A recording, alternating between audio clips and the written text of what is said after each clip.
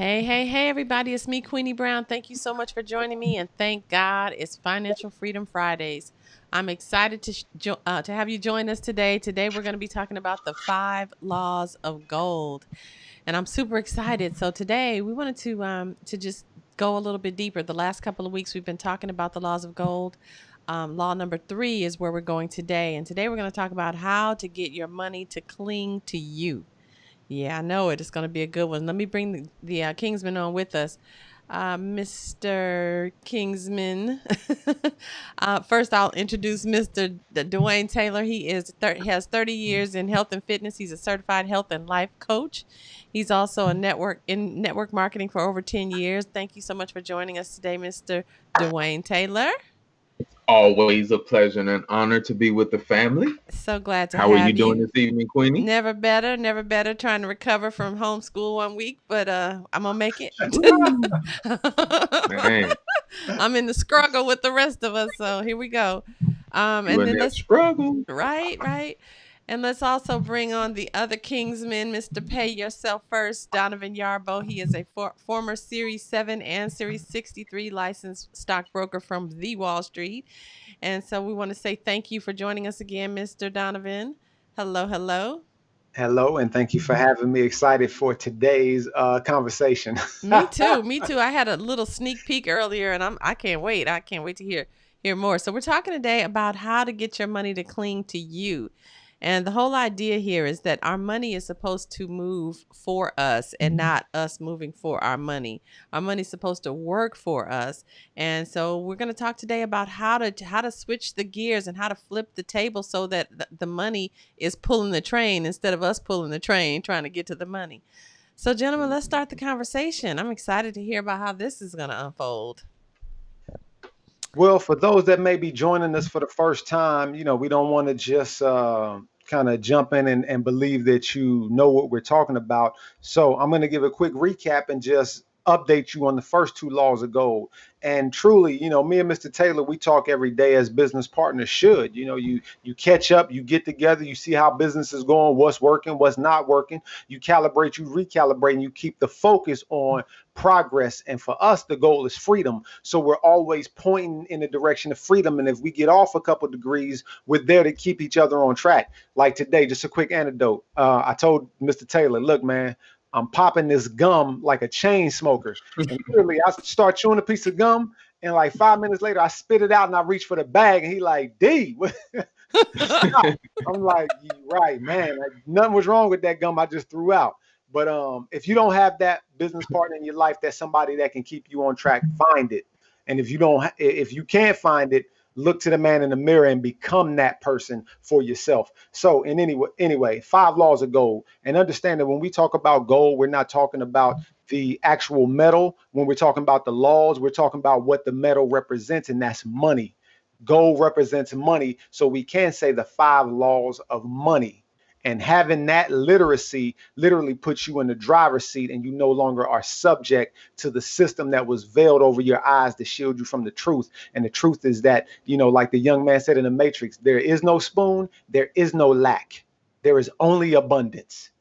So the 5 laws of gold, number one, we talked about gold cometh gladly and in increasing quantity to any man who will put not less than 1/10 of his earnings to create an estate for his future and that of his family. So law number one, in a nutshell, is pay yourself first, not less than 1% of your earnings to create an estate for your 10%. future and for that of your family.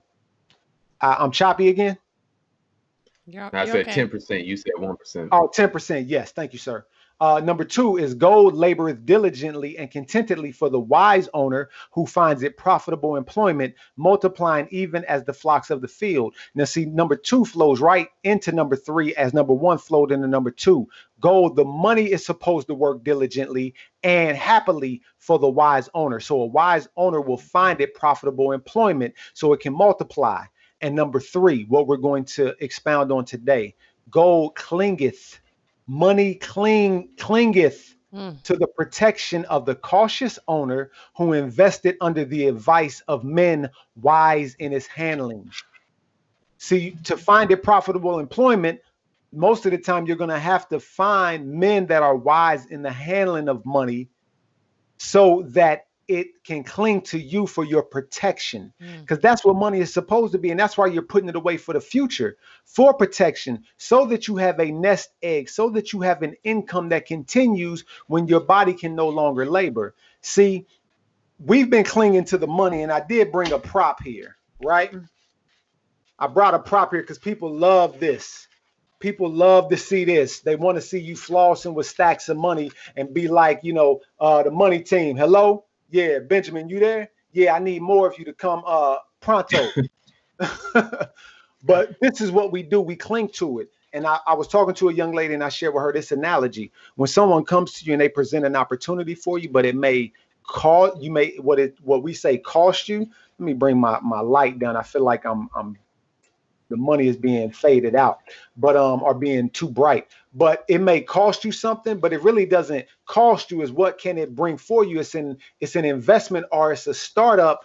We're like this. Hold up, what? Hold up, what you talking about? Hold on. I got to do what? No, I don't want to do that. We're clinging to it. We're holding tight to it. We're not looking for someone wise in his handling, somebody that maybe knows about the topic they're speaking of, and I can put my money to work for me. We keep going to work for it, spending it. Go to work, spend it, instead of putting it to profitable employment like law number 2 and number 3, so it can cling to us. The more that comes, the more it clings. And we're going to talk more about that later on. Really, the key that I want to get to and put this in the recess of your mind is what's called the tipping point. When you get to the tipping point, from you working for your money to your money working for you, it will outpace you. It will outpace inflation, and it will run you to your wealthy place faster than you can at a 9 to 5, because a 9 to 5 was never designed to get you there. Over to you, Mr. Taylor. Man, that's good.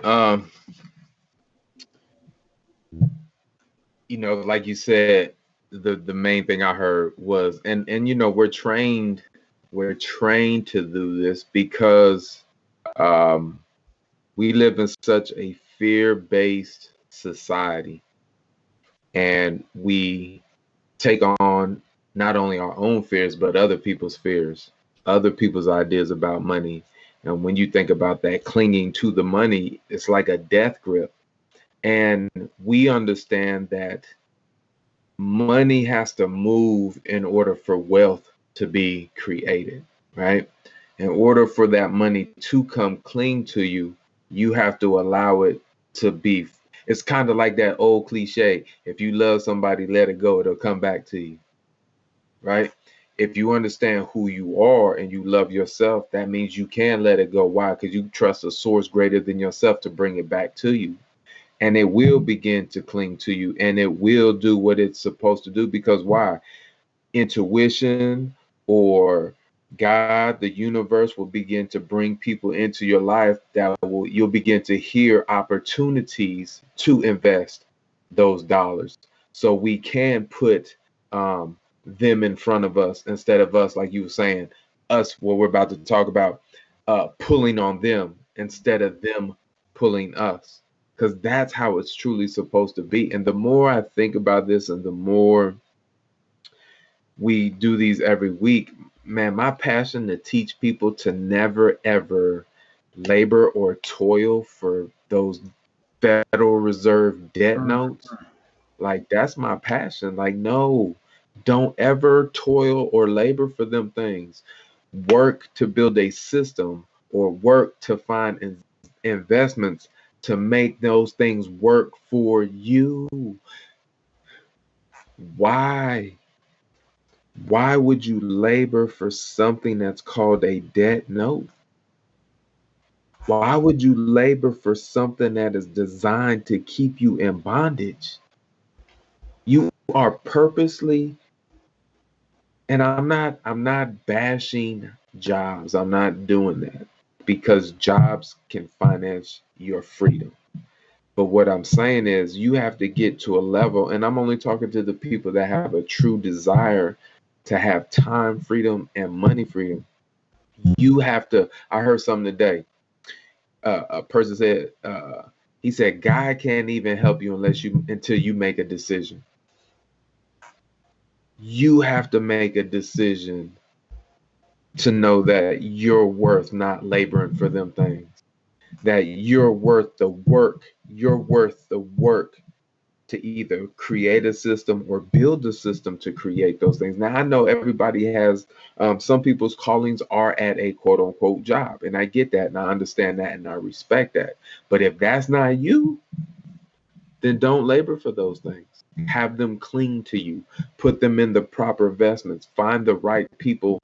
And it doesn't take a lot of money. People think that you got to have thousands and thousands and thousands of dollars to begin to quote unquote invest or put it here or change your mindset, begin to acquire assets or whatever it may be. You don't. You really don't. And that's the lie that we've always been told, right? The 10%. Well, I'm going to pass it back over to you. I don't want to hog the conversation. Back No, over it's to you, not bro. hogging, man. You're flowing right now. Go, man. Man, Go. I feel that thing on you. Go, man. The 10%. Let me come back to something real quick about the number one. It hit me today. 1/10 of his earnings to create, listen, to create an estate for his future and that of his family. The 10th is for you to create an estate.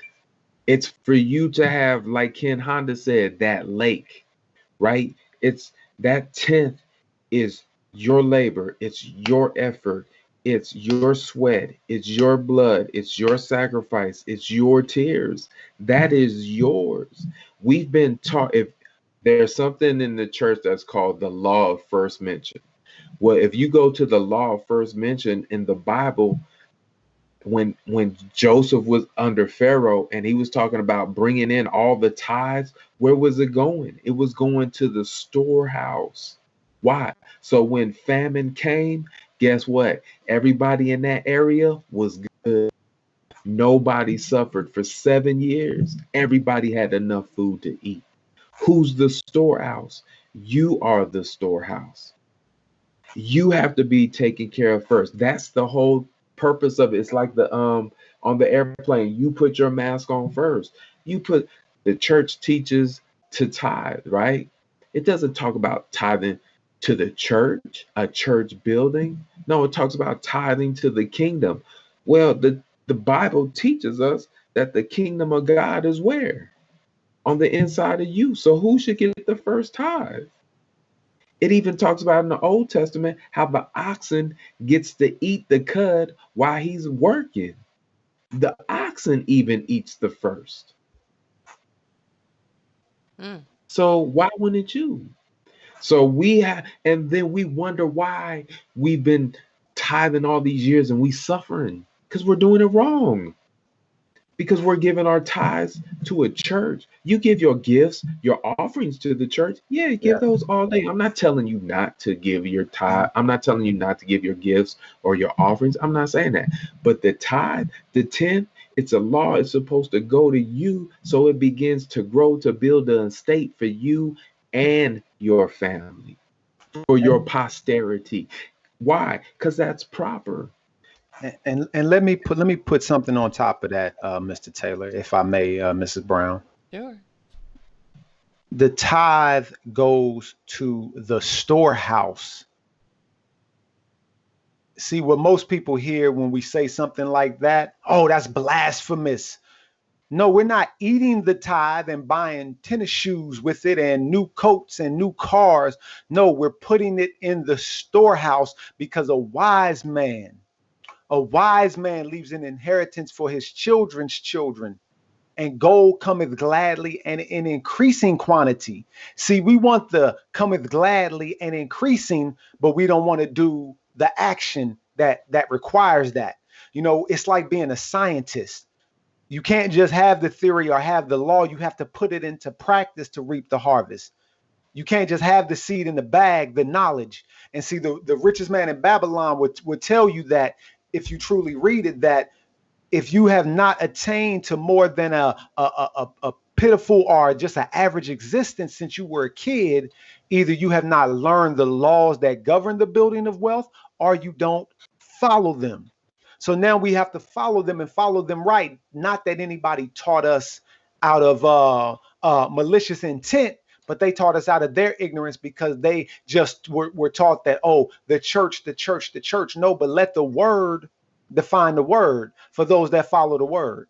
So if it says bring the tithe into the storehouse, you bring it to the storehouse. If you tithe to the kingdom, then you have to locate the kingdom. The kingdom is not etherical and somewhere out in the midst, out there in the sweet by and by. No, it was deposited inside of us. So that's where that tithe goes, not to just be eaten, not to just be sent away and be frivolously spent. And then we have to continue to work our backs like when Adam was kicked out of the garden. By the sweat of your brow you will eat. Well, that curse, it is finished. That curse has been removed from us. We've been given the blessing now. We've been given grace. So let's operate in it. Yeah, let's continue to do good. Let's continue to be the good Samaritan that takes care of his brother and is his brother's keeper. Let's continue to do that. But how can we be our brother's keeper if we ourselves are begging? If we ourselves are one check away, or one flat tire away from financial ruin, or one pandemic away from ruin? So let's do the things to take care of our house so that then we can be the man walking around with a full pitcher and not an empty cup. Man, we didn't mean to preach on this, man. But when you follow the laws, gold clingeth to the protection. It's for your protection, to the cautious owner who invested under the advice of wise men. And let's go there so we can go ahead and put this behind us. No one is wiser than the carpenter from Nazareth that said in Revelations 3:18, I counsel thee to buy of me gold. Now, this is speaking of the actual metal that's only produced when a star explodes and it somehow ends up in the earth, in the ground of the earth, and has to be mined. It takes labor to get that out. It can't just be printed out of thin air. You can't just add digits to it. I can't just sit here and add weight to this gold. I can't say this is a gram. No, this is now 100 grams. I can't do that. It takes labor to get it. But he says, I counsel thee to buy of me gold tried in the fire. Why? That thou mayest be rich. I counsel thee to buy me gold tried in the fire, purified, not jewelry, not, pretty, not play, but gold tried in the fire, that thou mayest be rich. And if you can attest to the things in Revelations being of the now, like we're looking at it start to play out in front of us, then you know that word was for now, for you to start, so that your family that comes behind you, and even during this time, doesn't feel the famine that is to come. I know we just went there, Mrs. Brown. Let's turn it back over. Get us back on course. I'm over here like y'all just blew my hair all the way back. We've had this conversation before, so it's not the first time I've heard this, but just as you were speaking, I'm just going to track back to the whole tithe piece first. When I wrote my book, The Self-Love Lessons, almost 10 years ago now, the foundational scripture in it talks about love God first, but basically it's saying love yourself as and God within you, and then you can love your neighbor. It's talking about being self-full. And it's and being we've kind of missed the message on self-fullness. We think being self-full is being selfish, but it's actually being full and whole and complete. And that was the promise, right? And it's only in that posture of being full that you can pour into someone else's cup. And so when we had this conversation before, it went right over my head. And the religious part of me was like, the tithe comes to me. Wait a minute. I had to pause and think about it. But it makes sense. We are the church. We are the church. And it makes sense to take care of you and make sure that you're whole, like God said to do in the word. And once you do that, you're able to continue to give and build and grow and provide that legacy for your family and provide for your children's children. So putting that aside, then the scripture that you just mentioned, do you know the reference about the gold where Jesus said that? You don't? Okay, we got to find that one. We lost her. I'm glitching now. Oh shoot. Okay. Well, that was there power. You go. You back. Okay. I can't wait to look that one up, because that, it's everything right now. When I look on the news, when I'm paying attention to all the stuff that's going on in my own personal world, and really the revelations that God's given me, it's making it plain and clear that we are living in the last days. We know it, we see it, but we are not getting the message of the how to move and maneuver through it. And that was one of the messages of how to move and maneuver through it to acquire the gold. So thank you for sharing that scripture. I'm thrilled. Let's keep it going, y'all. Keep it going. You you you said some oh man, I just lost it. Hold on, give me 1 second. About self-love, being self-full rather than selfish. Yeah, I was gonna say like God. Oh, that was it. About the tithe. Please tell me, like let's just put on our rationale caps. How can God ever use somebody who's all stressed out, worried because they don't have enough? People, I used to see people struggle in the church because they so stressed about finances. How can God ever use them?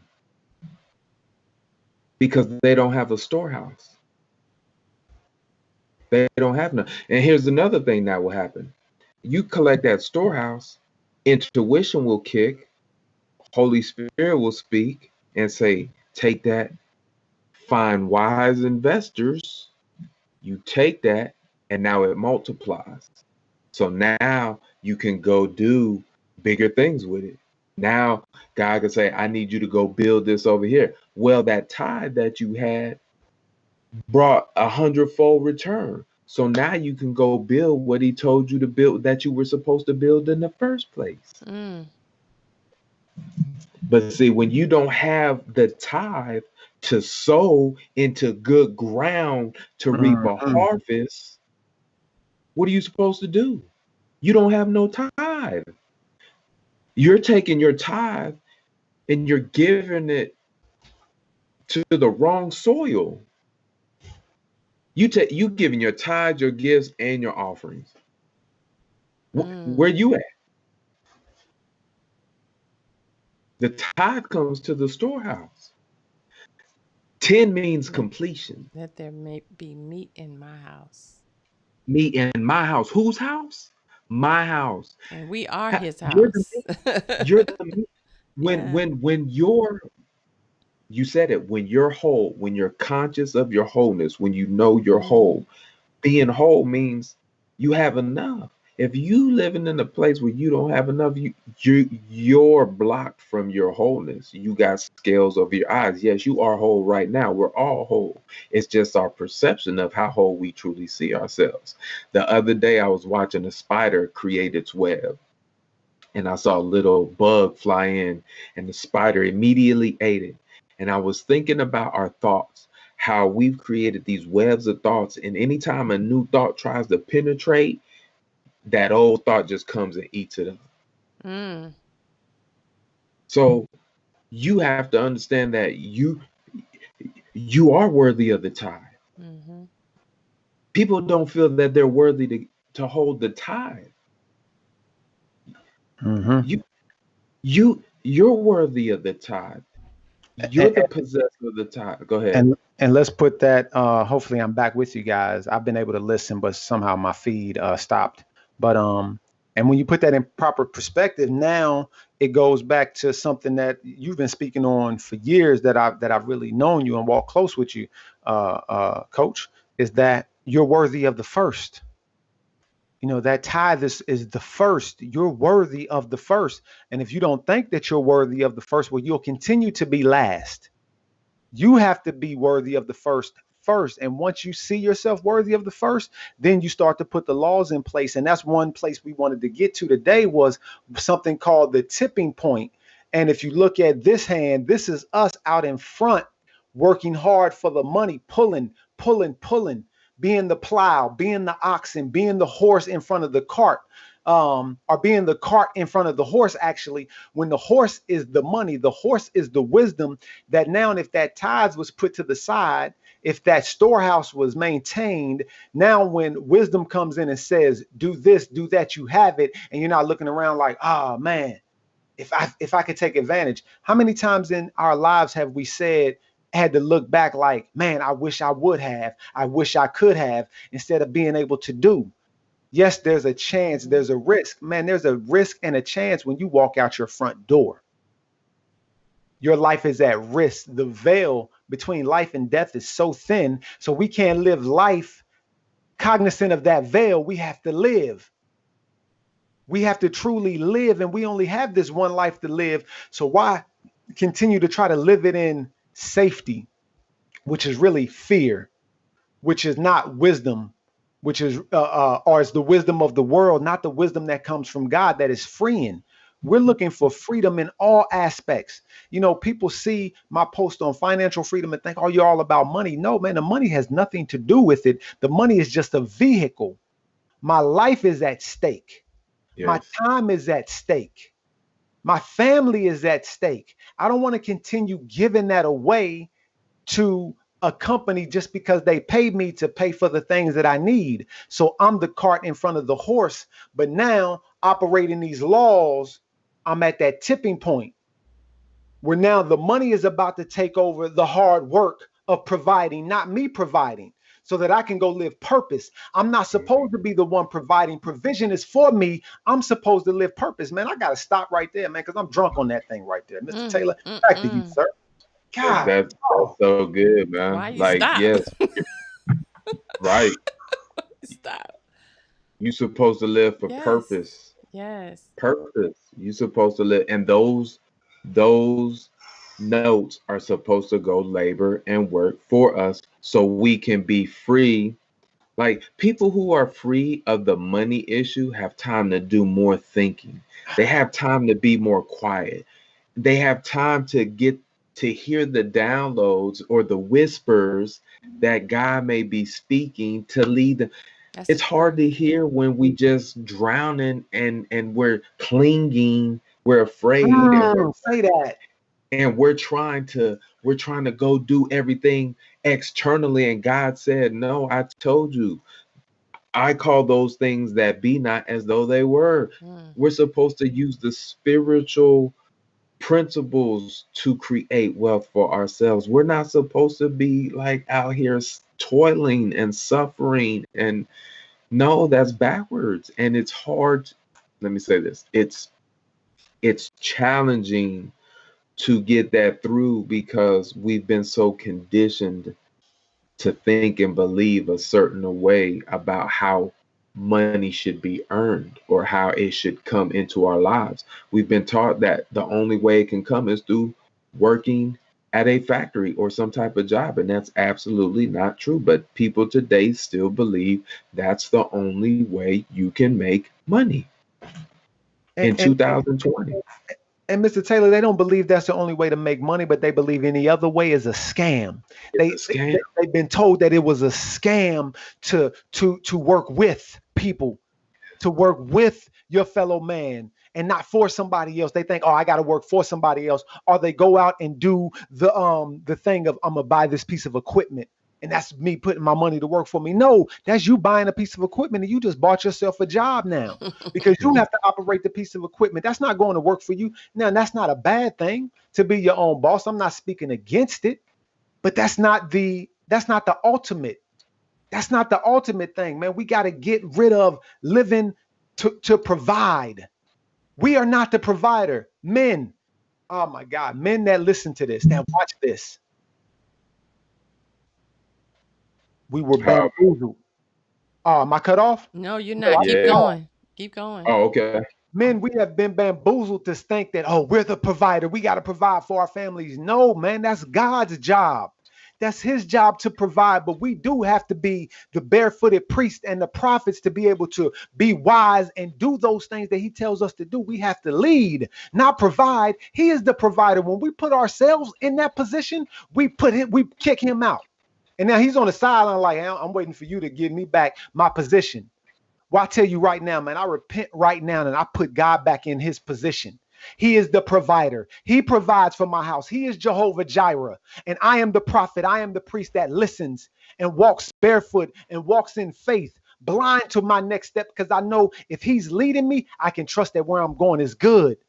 This is good, ladies and gentlemen. Mr. Taylor, if you could, man, I feel it right now, man. What you spoke of, that comment that you read right before we started was so poignant to help people understand the creator's divine will in what we do working with each other, that the lie, I'm gonna go ahead and call it the lie from the pit of hell from Satan himself, to say that working with your fellow man in a networking type business that provides a product. If it doesn't provide a product, yeah, it may be a scam. It may be wishy-washy because you need more people. But if there's a product involved, especially in what we do in acquiring assets, all we do is exchange debt for assets. It is imperative to understand the, what's the word I'm looking for? The paramount need for assets in your life. This is not a time to be looking and left and looking right to what's going on with the left wing and the right wing, and find out what you're going to do with what you think is your voice, your vote, when your power is your money. Your power is what you do with your economic power. If you're not doing the right thing with your economic power, you are literally leaving yourself powerless and then complaining about being powerless instead of doing the needful thing. But man, God set it up for you to be on this planet in a system of you and two. Mr. Taylor, can you take over from here, man? I'm done. I didn't cry on this stream and everything, man. I'm done. Man, we just looked at something to describe God's mathematics on how we got here. What was it? You needed 4,000. You went from two No, parents to read four it. Read it. grandparents to Do you eight. have it? Do you have it access? Can you Uh, access it? yeah, hold on. I'm gonna read it right now. Hold on. Let me It's find worth it. It's worth it to hear this, because when you it. read it, you got it. So this is how what we call in network marketing, affiliate marketing, or whatever, it's called the law of compounding, right? But this is a mathematical law. It says ancestral mathematics. Excuse me, I got to put on my readers.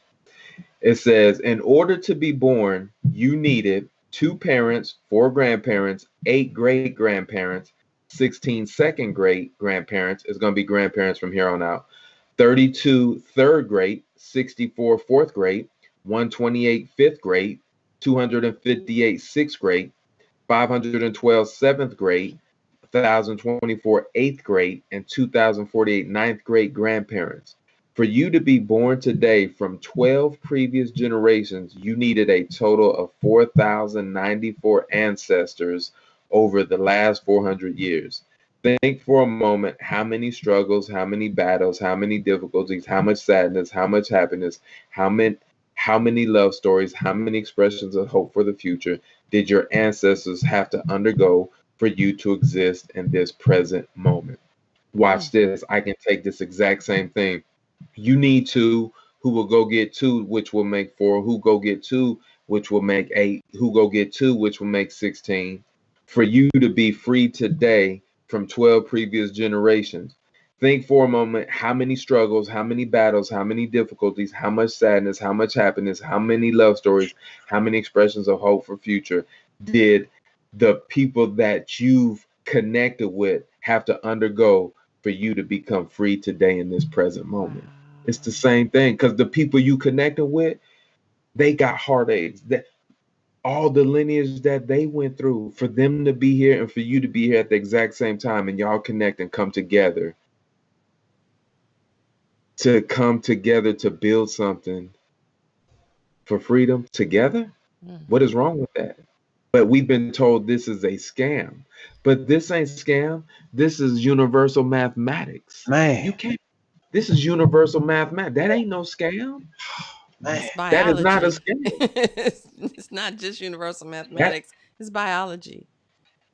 It's It's by biology. it's by it is the law of the universe. Hmm. It's how we are here today. And it took two. Yeah. It it took takes two. two. And for them, it took two for them. Man, now, oh my God. Every person is the CEO of the two. Every person is the child of two other people.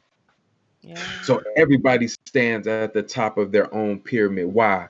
Because you still needed two people for you to be there. For Yeah. you to be in your position, you needed two people above you to connect for you to stand in your position. You were one of their two.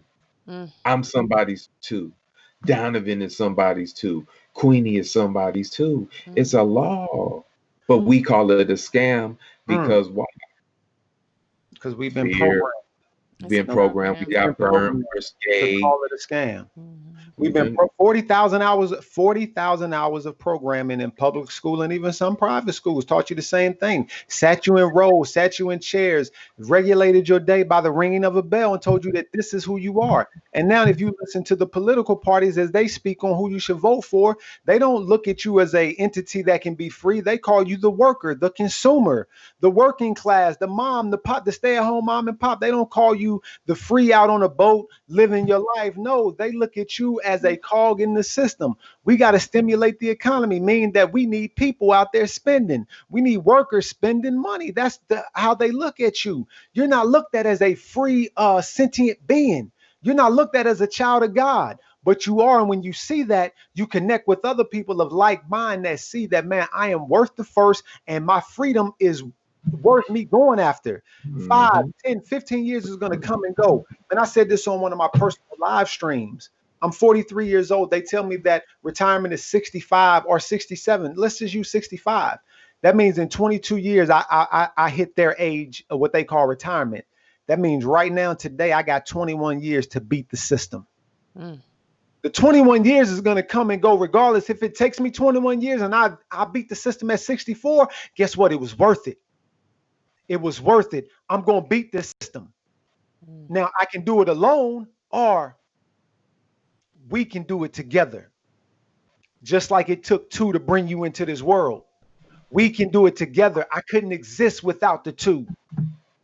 Come on, ladies and gentlemen. And what we do is simple. We exchange the Federal Reserve notes for assets, the assets that God told us was his. The gold is mine and the silver is mine, saith the Lord.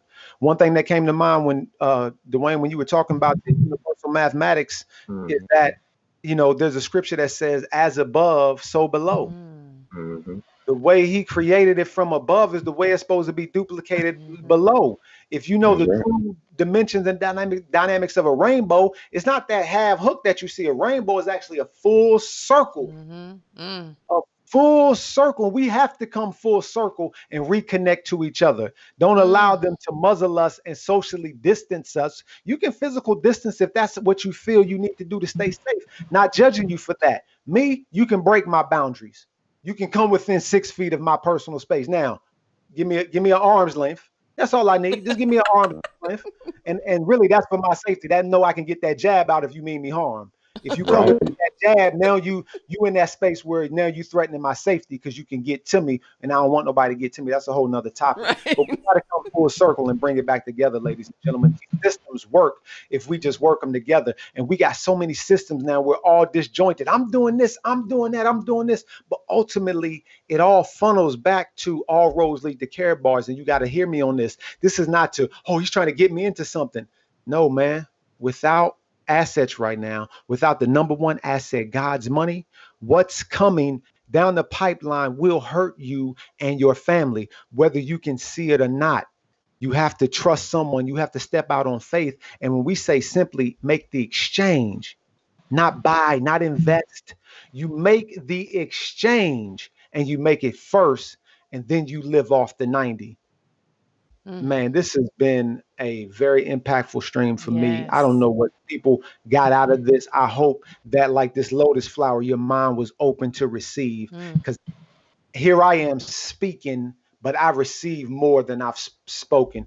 Thank you guys for your energy. Thank you, Queenie, for hosting once again. I turn it over to you, Mr. Taylor, you, Mrs. Brown, to close. This Mm. is, man, this is so rich. This was so good. I'm gonna let you have it. Your Uh, final comments, Dwayne, please. my final comments is you're worthy. Mm. Yes. Yes. Yes. Wow. This has been really rich. Thank you guys so much for sharing your power, your wisdom, your love, your energy, and your time. And thank you all for joining us so very much. We are grateful. If you are ready to go ahead and take that next step and begin to invest in you by exchanging your debt notes, your dollars for God's money is the gold, then let me know. And I'm going to put a link in the comments for you to go ahead and create your own free account. I did say free. And if someone referred you to this live stream and they told you to check it out, go ahead and get back with them. But in the meantime, we would welcome you into the family to join us on this journey. We're excited, we are fired up, and we are going to get there together. So again, thank you so much for joining us. Thank God it's Financial Freedom Fridays. We are on the road to freedom. And join us again next week for the Laws of Gold number 4. We're excited. Thank you guys so much. God bless you and good night. Good night, family.